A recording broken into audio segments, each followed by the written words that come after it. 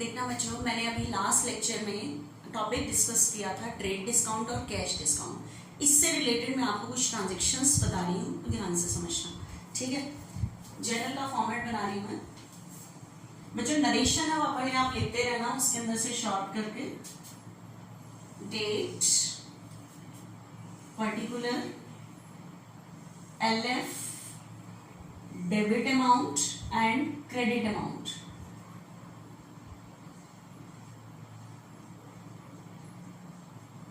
Journal, date, particular, LF, amount, debit and credit. आपके पास illustration 4 करा रही हूं मैं आज। देखना, आपके पास ट्रांजेक्शन है, record the following transaction in the journal of narration company. ये नरेशन कंपनी का जर्नल है, इसमें ट्रांजेक्शन्स को रिकॉर्ड करना है, ठीक है। तो आपके पास फर्स्ट ट्रांजेक्शन है बच्चे, paid cash to Mahesh.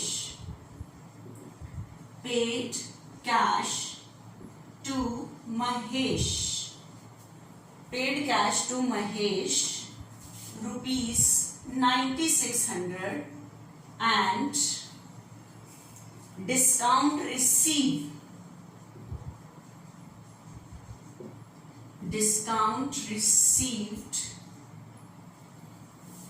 from him for rupees 400। अब ध्यान से सुनना, पेड कैश टू महेश, किसको कैश पे कर रहे हैं? महेश को। कितना? 96। तो कैश पे कर रहे हैं तो कैश जाएगा, क्रेडिट वर्ड गोज आउट, जाने वाली चीज क्रेडिट, तो कैश को क्रेडिट कर दिया मैंने। कितना कैश जा रहा है? 96। और कैश पे करते टाइम जो डिस्काउंट होता है वो डिस्काउंट रिसीव होता है, क्योंकि वो मेरी इनकम है, and income always be credited. And discount receive from him 400। कितना डिस्काउंट रिसीव किया? 400। टू डिस्काउंट रिसीव्ड अकाउंट 400, ठीक है। अब बताओ किसको कैश पे किया है? महेश को। तो इसका मतलब महेश मेरा कौन होगा? डेटर, ठीक है। तो 96 कैश पे किया और 400 डिस्काउंट रिसीव किया।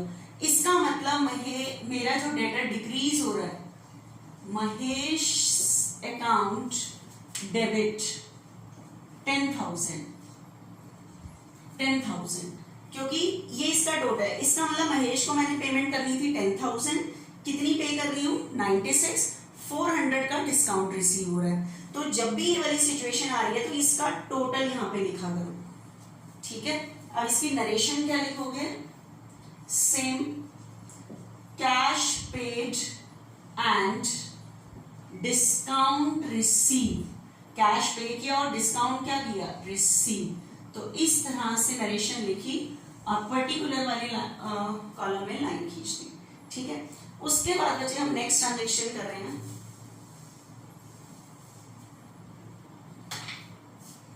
सेकेंड, रिसीव कैश, सॉरी बच्चे, महेश मेरी लायबिलिटी थी। पे करने से लायबिलिटी क्या हुई है? डिक्रीज। मैंने एकदम डेटर बोल दिया था। हम पे किसको करते हैं? लायबिलिटीज को। डेटर से तो मुझे कैश क्या होता है? Receive.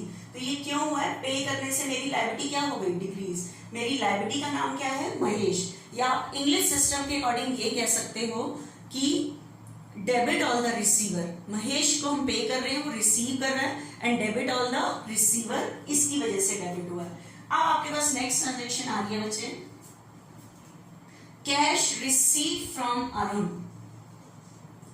Cash received from Arun, cash receive from Arun rupees 4900।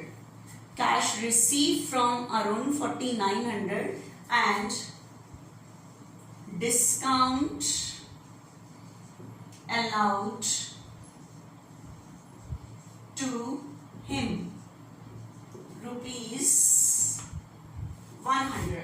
अब बताओ, कैश रिसीव फ्रॉम अरुण 49, क्या रिसीव किया? कैश, रिसीव किया तो कैश, रिसीव किया तो आया डेबिट, व्हाट कम्स इन, आने वाली चीज डेबिट, कैश अकाउंट डेबिट। अब बताओ जब मैं कैश रिसीव कर रही हूं तो मुझे डिस्काउंट देना पड़ेगा, ठीक है, तो डिस्काउंट देना मेरे लिए एक्सपेंस है, and expense always be debited. Discount allowed, account debit, यानी कह रहे हो लॉस है मेरे लिए, 100 रुपए कम आ गए, लेकिन डिस्काउंट अलाउड का ना एक्सपेंस लेके चलते हो, बिजनेस के लिए डिस्काउंट देने नॉर्मली एक्सपेंस में काउंट होता है, ठीक है। एंड किससे कैश रिसीव किया है? अरुण, तो इसका मतलब अरुण मेरा कौन होगा? डेटर, उससे कैश रिसीव किया है। जब हमने उसको सेल किया होगा तो डेटर इंक्रीज हुए होंगे, आज वो हमें कैश दे रहे हैं तो डेटर क्या हो रहे हैं? डिक्रीज। और डेटर बिजनेस की असेट, असेट का बैलेंस डेबिट, इंक्रीज पे डेबिट, डिक्रीज पे क्रेडिट, तो आज डेटर डिक्रीज हो रहे हैं अरुण, तो टोटल कितने? 5000, ठीक है। या आप ये कह लो credit all the giver, cash receive कर रहे हैं किससे? अरुण से, ठीक है, क्रेडिट ऑल द गिवर, इस बेस पे क्रेडिट। तो जब कभी भी कैश रिसीव, ध्यान रखना, कैश रिसीव करते टाइम डिस्काउंट अलाउड करते हैं और कैश पे करते टाइम डिस्काउंट रिसीव करते हैं, और जो कैश का साइड होता है वही कैश डिस्काउंट का साइड है। अगर कैश डेबिट हो रहा है तो डिस्काउंट भी डेबिट होगा, कैश क्रेडिट हो रहा है तो डिस्काउंट भी क्रेडिट होगा, क्योंकि कैश पे करते टाइम डिस्काउंट रिसीव होता है और इनकम भी क्रेडिट होती है। कैश रिसीव करते टाइम कैश आता है और मुझे डिस्काउंट अलाउड करना पड़ता है, expense and expense always be debited, मतलब इन दोनों का साइड हमेशा सेम रहता है। रीजन समेत भी बता दिया और ध्यान भी लगा सकते हो कि मिस्टेक ना हो जाए, ठीक है। उसके बाद नरेशन लिख लेना, cash receive and discount allowed, discount allowed. आगे देखना बच्चे ध्यान से,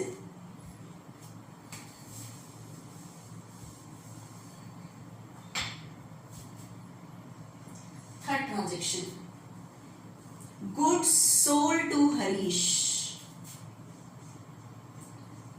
goods sold to Harish, goods sold to Harish ₹30,000। किसको गुड्स सोल्ड किया है? हरीश। लिखा थोड़ी है हुआ लिस्ट प्राइस, तो सीधा एंट्री करो, goods sold to Harish, Harish को गुड्स सोल्ड किया है, फॉर कैश या ऑन क्रेडिट, ठीक है। कुछ क्लियर नहीं है तो मैंने आपको बताया था कि क्या एज्यूम करोगे? ऑन क्रेडिट एज्यूम करोगे। तो बताओ गुड्स सोल्ड करने के ट्रू और फेक बताओ। गुड्स सोल्ड करने से गुड्स जाएगा, ठीक है, और गुड्स जाने के लिए वर्ड यूज करते हैं सेल्स। सेल क्यों क्रेडिट होता है? क्योंकि माल बेचना मेरी इनकम है and income always be credited. 30 किसको गुड्स सोल्ड किया है? हरीश को। तो गुड्स चला गया, कैश नहीं आया, तो हरीश ने बिजनेस के पैसे देने हैं, तो हरीश बिजनेस का कौन हुआ? डेटर, डेटर बिजनेस की असेट, असेट का बैलेंस डेबिट, इंक्रीज पे डेबिट, तो इस टाइम डेटर इंक्रीज हो रहे हैं इसलिए डेबिट हो रहे हैं, तो हरीश डेटर, मेरे डेटर का नाम है हरीश, हरीश डेबिट। नरेशन लिख देना, गुड्स सोल्ड टू हरीश, ठीक है, गुड्स सोल्ड टू हरीश ये लिख देना आप, ठीक है बच्चे। आप देखना थोड़ा सा आगे नेक्स्ट। उसके बाद बच्चे नेक्स्ट ट्रांजेक्शन है मेरे पास, Harish return goods, Harish return goods, Harish return goods ₹2000। हाँ बच्चे, गुड्स सोल्ड टू हरीश, किसको गुड्स सोल्ड हुआ है? हरीश को। अब हरीश रिटर्न गुड्स, हरीश ने गुड्स वापस कर दिया, तो बताओ जब मैंने सेल किया था तो गुड्स गया था, अब जब हरीश ने गुड्स वापस किया तो मेरे पास गुड्स आ रहा है, लेकिन इस टाइम गुड्स आने के लिए वर्ड यूज करोगे सेल्स रिटर्न, क्योंकि बेचा हुआ गुड्स वापस आ रहा है, ठीक है। तो सेल करना मेरी इनकम थी, इनकम इंक्रीज हुई थी, जब गुड्स वापस आया तो मेरी इनकम क्या हो गई? डिक्रीज, डिक्रीज पे डेबिट, तो इस टाइम गुड्स आने के लिए जो वर्ड यूज करोगे सेल्स रिटर्न, अकाउंट डेबिट, ठीक है। अब बताओ जब मैंने सेल किया था तो मेरे डेटर इंक्रीज हुए थे, जब हरीश ने गुड्स वापस किया तो डेटर क्या हो गए, डिक्रीज, जब इंक्रीज हुए थे तो डेबिट, डेटर डिक्रीज हुए तो क्रेडिट टू हरीश 2000। ठीक है, उसके बाद गुड्स रिटर्न फ्रॉम हरीश लिख देना। उसके बाद अगर आपका पेज का टोटल हो जाता है तो आपको पता है यहाँ क्या लिखना होता है, कैरी फॉरवर्ड। इस पेज का टोटल कर लेना 10, 10 और 5 15, 15 और 30 45, 47। इस पेज का टोटल है 47। अब आप नेक्स्ट पेज से स्टार्ट करोगे।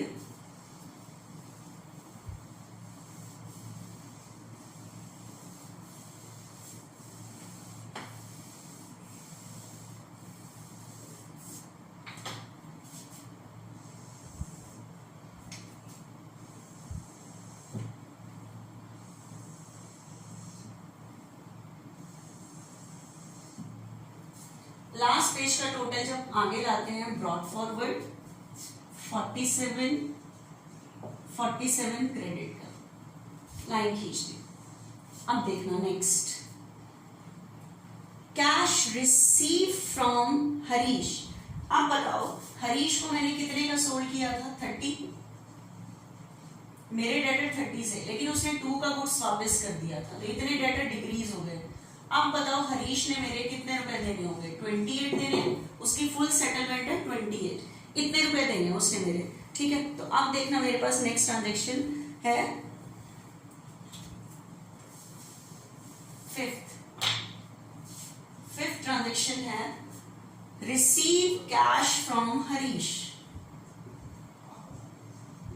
Received cash from Harish rupees 27,500 in full settlement of his account. In full settlement of his account. क्या मतलब है इसका, cash receive from Harish 27,500। Harish से कितना कैश रिसीव किया, 27,500 in full settlement of his account, उसकी पूरी पेमेंट के बदले। तो बताओ हरीश ने हमें पूरी पेमेंट कितनी करनी थी, 28, क्योंकि वैसे तो उसने 30 करनी थी लेकिन 2 का उसने गुड्स वापस कर दिया जिसकी वजह से डेटर डिक्रीज हो गए थे। तो हरीश की फुल सेटलमेंट थी 28, लेकिन at this time we are receiving 27,500। तो बताओ कैश कितना आ रहा है, 27,500। तो debit what comes in cash account, debit 27,500। ठीक है, लेकिन मुझे बताओ कितना कम कैश रिसीव हो रहा है, 500, और ये रिसीव होगा भी नहीं। तो ये मेरे लिए एक्सपेंस है, ये बिजनेस एक्सपेंस होता है कि हमें अपने डेटर को डिस्काउंट टाइम टू टाइम देना पड़ता है। ठीक है, तो ये मेरे लिए एक्सपेंस है, and expense always be debited. Discount allowed account debit 500। ठीक है, अब 2 क्या आएगा, आपको पता है जब मैंने गुड्स सोल्ड किया था तो हरीश मेरा डेटर था, डेटर इंक्रीज हुए थे, इंक्रीज पर डेबिट। अब हरीश ने पूरे पैसे दे दिए तो डेटर क्या हो जाएंगे, डिक्रीज, तो टू हरीश। तो मेरा जो डेटर है हरीश वो डिक्रीज हो गया पूरे 28 से। आज के बाद हरीश ने मेरा हरीश का अकाउंट क्लोज हो गया। तो इसकी नरेशन क्या लिखोगे, देखो कैश रिसीव कर रहे हो, कैश रिसीव करते टाइम डिस्काउंट अलाउ करते हैं, तो cash received and discount allowed.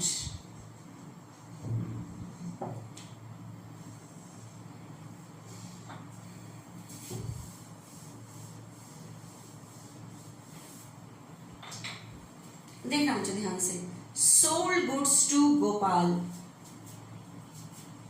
Sold goods to Gopal, sold goods to Gopal of the list price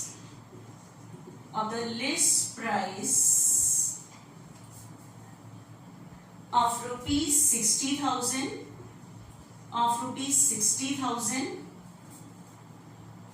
at 10% trade discount. अब बच्चे देखो कौन सा डिस्काउंट आया, ट्रेड डिस्काउंट, और मैंने आपको बताया था trade discount not recorded in books. और 60,000 कैसा प्राइस है? List price. लिस्ट प्राइस से तो बुक्स में क्या नहीं होता? रिकॉर्ड नहीं होता। तो लिस्ट प्राइस बच्चे कितने का है? 60,000। तो इतने का तो मैं गुड्स सोल्ड कर ही नहीं सकती क्योंकि लिस्ट प्राइस एक एक्स्ट्रा प्राइस होता है। इसमें से आप लेस करो ट्रेड डिस्काउंट, 60 का 10%, 60 का 10%, 6,000 का डिस्काउंट है। इसका मतलब गुड्स मैंने कितने का सोल्ड किया है? 54। 60 तो एक्स्ट्रा प्राइस होता है, पर ये किसी के लिए ट्रेड डिस्काउंट ना प्रॉफिट है ना लॉस है, that's why not recorded in book. तो आपकी एंट्री ही 54 से स्टार्ट होगी कि लिस्ट प्राइस का तो आप सेल कर ही नहीं सकते, ठीक है। तो आपने जो गुड्स सोल्ड किया है वो 54 का ही सोल्ड किया है, तो सेल करने से गुड्स जाएगा। और गुड्स सोल्ड करने के लिए वर्ड यूज होता है सेल्स। ये क्यों क्रेडिट हुआ है? इनकम है। गुड्स सोल्ड किया है 54 का। ट्रेड डिस्काउंट रिकॉर्ड ही नहीं करते क्योंकि लॉस और प्रॉफिट नहीं होता किसी के लिए। किसको सोल्ड किया है हमने? गोपाल को। तो सेल कर दिया, कैश नहीं आया, तो गोपाल ने हमारे पैसे देने हैं। जिसने हमारे पैसे देने होते हैं वो हमारा कौन होता है? डेटर। डेटर बिजनेस की असेट, असेट का बैलेंस डेबिट, इंक्रीज पे डेबिट। तो इसमें मेरे डेटर इंक्रीज हो रहे हैं और मेरे डेटर का नाम है गोपाल। तो आपकी जो एंट्री बनी, Gopal debit to sales account. Narration लिख लेना, ठीक है। नेक्स्ट देखना। उसके बाद बच्चे नेक्स्ट लास्ट ट्रांजेक्शन आ रही है purchase goods from Ravi.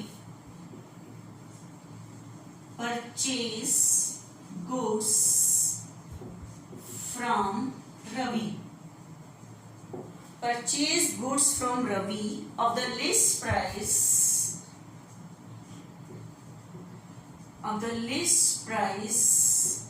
of rupees 20,000 at 15% trade discount. अब देखना ध्यान से, परचेज गुड्स फ्रॉम रवि। किससे गुड्स परचेज किया है? Ravi. Of the list price of ₹20। ये लिस्ट प्राइस है। लिस्ट प्राइस से कभी एंट्री नहीं होती बुक्स में, तो लिस्ट प्राइस 20 है। इसमें से आप ट्रेड डिस्काउंट लेस करो, 20 का 15%, 3,000 हो जाएगा। 20 पे 15% ट्रेड डिस्काउंट है 3, तो 17,000, ठीक है। तो गुड्स जो परचेज किया है वो 20 का नहीं किया, कितने किया? 17 का। तो ये मत कहना कि 20 वाला 70 में परचेज किया, 3 आपके लिए प्रॉफिट है। नो, ये किसी के लिए प्रॉफिट और लॉस नहीं होता। एंट्री ही यहीं से स्टार्ट होगी, ठीक है। तो ध्यान रखना, कभी भी लिस्ट प्राइस से एंट्री नहीं होती, ट्रेड डिस्काउंट लेस करने के बाद ही एंट्री शुरू होती है। वो गुड्स है ही 17 का, ठीक है। तो ये डिस्काउंट हर एक कस्टमर को होता है, ये किसी कंपनी की तरफ से आया होता है, तो जिसकी वजह से ये प्रॉफिट और लॉस नहीं है। तो गुड्स बताओ कितने का परचेज किया? 70। तो गुड्स परचेज करने से गुड्स आएगा, ठीक है। तो और गुड्स आने के लिए वर्ड यूज करते हैं परचेजेस, और गुड्स परचेज करना मेरे लिए एक्सपेंस है, and expense always be debited. 17,000। और फॉर कैश नहीं लिखा हुआ, नेम लिखा हुआ है, तो we are assuming on credit. तो गुड्स परचेज करने से गुड्स आ गया लेकिन कैश नहीं गया। तो बिजनेस ने गुड्स किससे परचेज किया है? रवि से। किससे परचेज किया है? रवि से।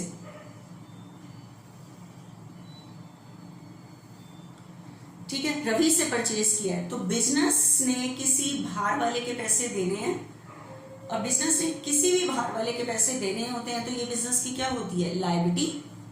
लायबिलिटीज का बैलेंस क्रेडिट, इंक्रीज पे क्रेडिट, ठीक है। और लायबिलिटी का नाम क्या है? रवि। बिजनेस ने रवि के पैसे देने हैं, तो eight this time liability is increasing. Liability का नाम है रवि। 17,000, ठीक है। नरेशन लिख लेना बच्चे, नरेशन है ना, पूरी लिखना है यहाँ पे। परचेज गुड्स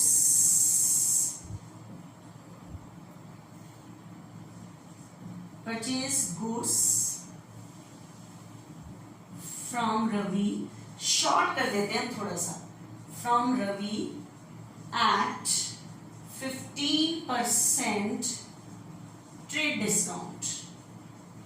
ठीक है, पूरा अमाउंट लिखने की जरूरत नहीं है, लेकिन ब्रीफ में हमें डिस्क्रिप्शन देना पड़ता है। उसके बाद इस पेज का क्या कर लेना, टोटल कर लेना, यहाँ पे लिखना टोटल, और इस सारों का टोटल डेबिट और क्रेडिट का यहाँ लिख लेना, आपका सम हो जाएगा।